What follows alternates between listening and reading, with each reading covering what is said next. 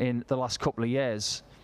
So I think that rivalry is far from finished, and I can't wait for their next few meetings. But right now, with Barneveld way back on 296, all he can do is watch as Peter Wright goes for the 1-3-1. Treble 13. 4 double 16. Very, very good. Quite reminiscent of that serial personal best setter. He got 3 of them at the last Super Series. Peter Wright is within striking distance right now of round 2. Well, he would take on Eddie Lovely or James Wilson, which does follow this match. And he's on a 2-darter to eliminate Barneveld at lunchtime on Monday. We all know Peter Wright's best. That happened here in Barnsley, the 1-2-3.5. But it will be just a professional, conventional win over Raymond van Barneveld. This just brushing Barney aside, and he can complete the job here on double top. But Peter Wright, for once, doesn't find that target, to Paul Nicholson's astonishment. I am surprised. It's got to be 2 double tops, and that's not far away. I applaud Raymond for going that route, but it was just the width of a point away. And it's now Peter Wright to break, possibly in the last leg of the match, for 6-3, and he finds double 10 with no trouble whatsoever. A really, really good, solid performance. Steal it against the darts and break back immediately. Possibly, and options here. He's looking at the bullseye, which from a surface area point of view is probably not the play. Well, James Wilson is now looking south. He's going to go 2-4 double 4. Well, okay, so that leaves, is he going to go 2 double 2? Oh, what a shot this would be. Oh, it's tremendous. I absolutely love that, and even Eddie Lovely has to crack a smile. That's incredible. Was he? Yes, he was. Just proof that he does go for those bullseye shots no matter what his opponent is on. Well, he was on 164, Lovely on 167. We've been making musical references in this match. We've had Green Day. Now how about the 4 tops? He's not going to go that way though. He's going to go the other way. He just goes whichever way he wants. But the main thing is Jammy Dodger has got the job done, and the highlight of the match, that 10 checkout with 2 double 2s in it. I'm a fan of this. I know Dan Dawson and I have chatted many a time about dart shirts, but this is quintessentially Baggish. It's very American. It's very The Gambler. It's a great shirt, but this could be a great shot. It's tops, and it's in. Oh, Colin Rydz. 6 legs to 3. So treble 20. Looking at 2 double 19s. Just to further highlight the point you were making, Paul, Danny Baggish has reached the last 32 of the World Championship twice in as many attempts. He's reached the last 32 of Players' Championship events twice in 22 attempts. One shot to save the match, and it misses. And Rydz comes back for 56 to book his place in round 2. First match dart, second match dart, and both miss to offer Danny Baggish double 2, which has had a fair bit of action on this board today. Well, that is a very dodgy dart, and he can't get there in the end, and surely now that does spell the end for Danny Baggish on this opening day of action at the Super Series in Barnsley, and it proves to be the case as Colin Rydz gets rid of Baggish. I'm afraid not. And that was a really good solid ton from Borland to get himself within range of winning this match. We have seen already today some amazing darts from the likes of Keegan Brown and some others, but equally we have seen some edgy stuff from others. Maybe not enough competitive action for some of them, but it's going to be treble 18. And now the approach to leave tops that I talked about. How much pressure is he going to be under? If any at all, because Hamilton needs this 116 just to stay alive in this tournament. Well, he hasn't looked likely. Not looked likely at all in this match, Andy Hamilton, and he's trying to hunt down a partially blocked bed here. 60. Didn't have any choice in the matter. But in the end, He's been beaten by the better player, William Borland, coming back from a slow start to that match. Andy Hamilton, well, he started all right, but it just kind of comes your way. And right now, Jose de Sousa might be doing that because he's back in the trebles. And look at this. Is it the horse? Ooh, not quite. Looking for 3 big trebles in different segments of the board.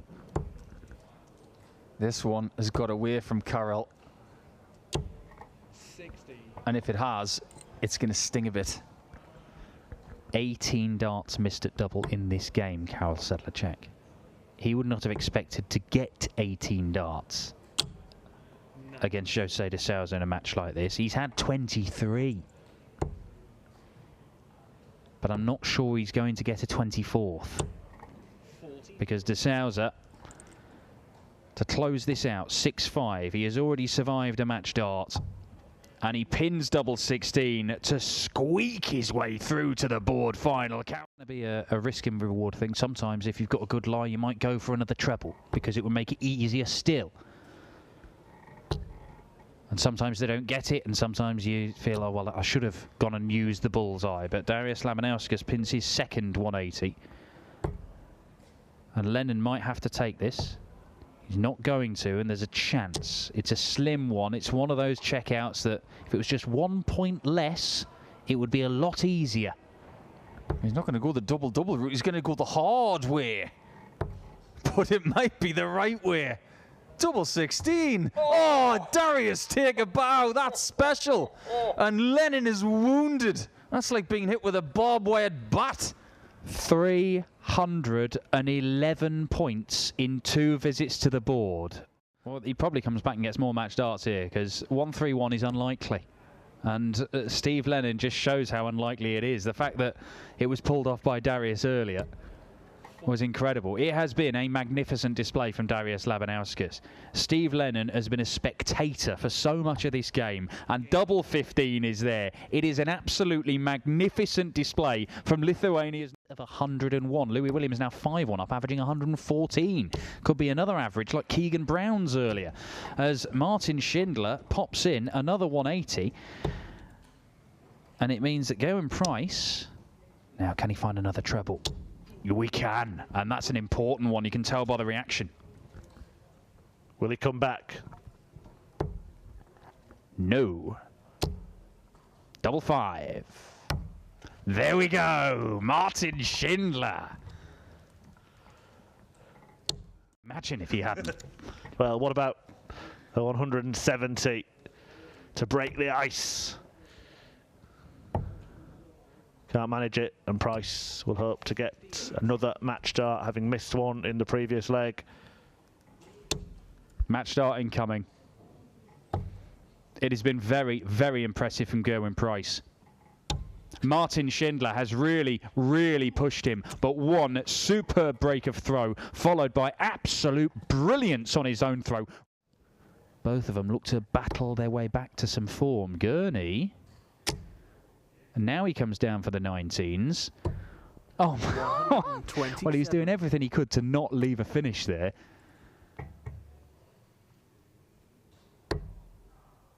Can he leave double 18? He won't do that. 100. But it's a pretty good final leg from Rob Cross. He has left 76 after 12 darts thrown. Gurney leaves something even better, but he may not get a go. Voltage can do it in 2 darts. He's going to need all 3. Double 18 is the target. 1 dart in hand will go through the whole Rob Cross process, but will it end with double 18 being pinned? It will, and it does put Rob Cross through to the quarterfinals. It was nip and tuck right the way through that one. Rob Cross.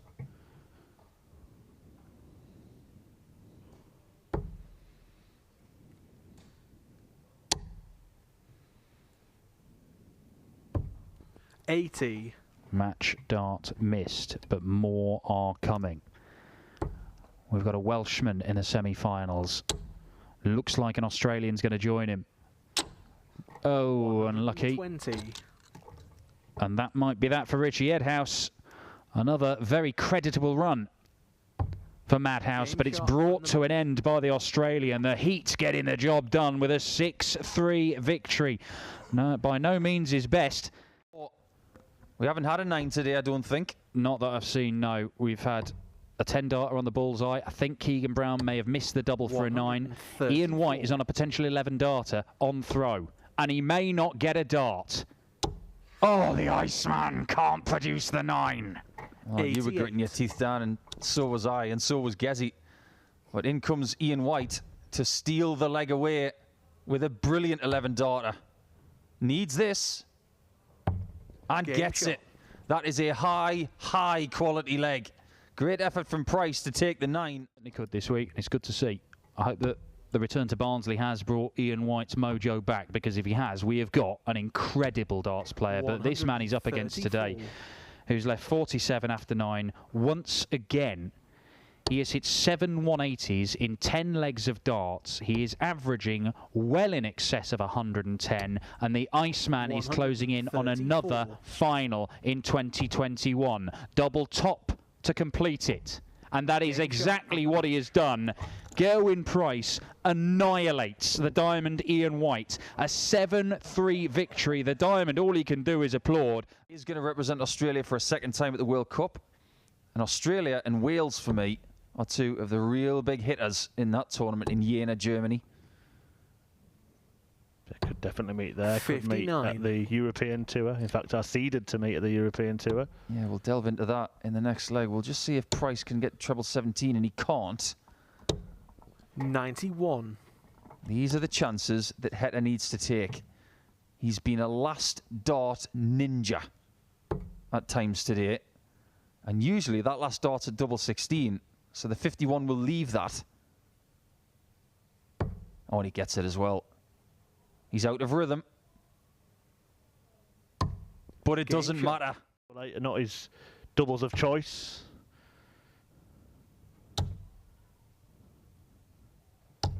And he runs into trouble on it. And Heta has a golden opportunity here to get a double breaker throw. What can 89 leave? Double 16.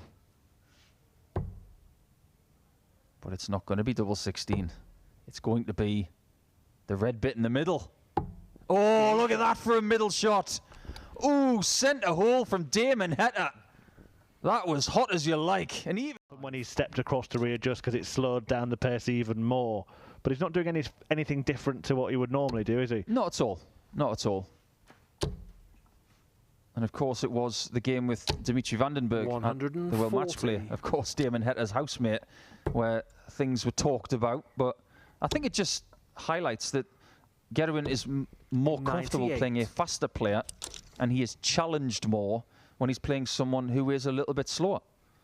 I'd love to see this go in treble 10, and it has for 2 darts at his favourites. No doubt about the outcome.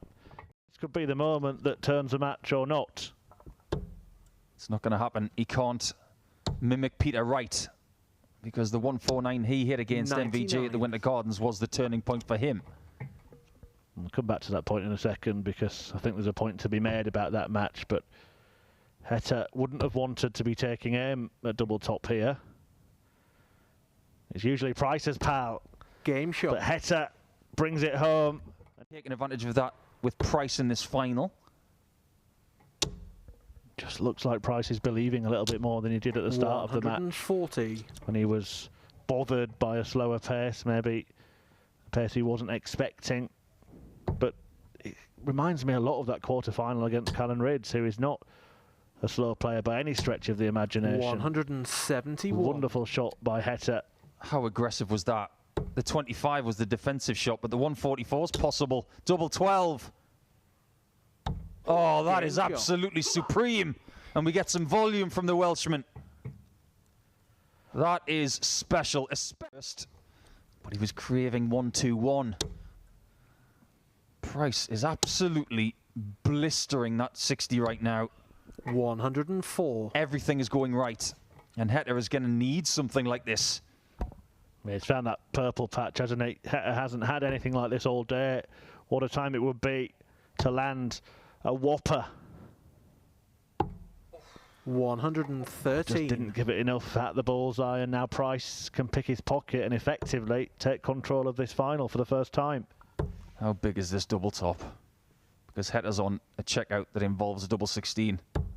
Oh, 38. There's a shadow over it. He knows how big that shot was, and Damon knows how big this is. It will be 16 for double. 2 for it with a nice little bumper. Sandwich shot right in the middle. And it's Game in. shot. 7-5, and he's down to the 2 darter. What kind of pressure can Damo put on that 92? He's got to get to 96 minimum.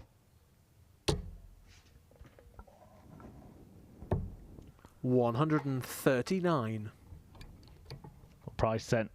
Surely he'll go for the treble 20. He does. He finds it. 2 darts.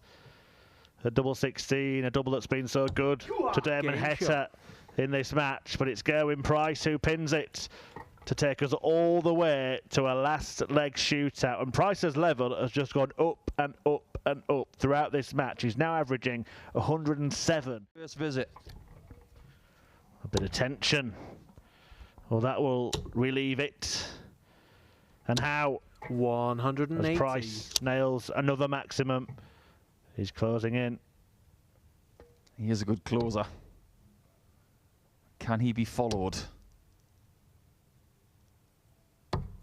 99. It's a decent response, but Price is closer to the finishing line than Damon is. And Heta now cannot leave a finish from 3-4-3. 97. So this is extra time afforded for Price. He's got at least 6 darts on 164.